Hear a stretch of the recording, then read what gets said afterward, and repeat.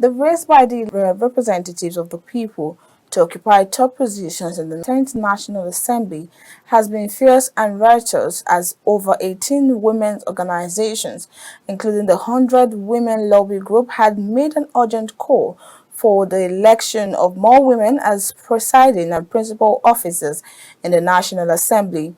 The leaders expressed their concern over the underrepresentation of women in Nigeria's political landscape and highlighted the need for a more inclusive governance structure. Benedict Uko has more on the story. Despite consistent advocacy for increased women's representation in both elective and appointive positions, the results show that Nigeria currently ranks 183rd of 193 countries in women's representation in national parliament. The leaders of various women's organizations are calling for a change in the status quo, emphasizing that the low ranking is unacceptable, especially considering that women make up approximately 44% of Nigeria's voting population. Addressing newsmen in Abuja, they urged the National Assembly to ensure that women are considered for presiding officer positions and as principal officers, particularly in the House of Representatives. In light of the foregoing, we demand the inclusion of women among the presiding officers and main principal officers of the Nigerian Parliament, either Speaker or as Deputy Speaker, House of Representatives. There are qualified and ranking women among the elected National Assembly and State Houses of Assembly.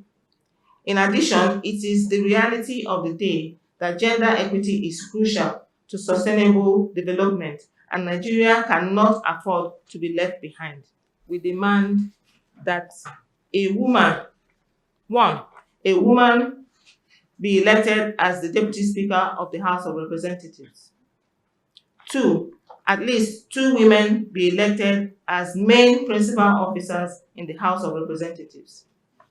3, that women from both houses are elected to chair Grade A committees, that's in the Senate and the House. Our demand is very clear. We are aware that they have zoned their speakership, but where they have zoned their deputy speakership, there are women who are capable to fill that position. So what we are demanding is that we want to see a woman, at least a woman deputy speaker.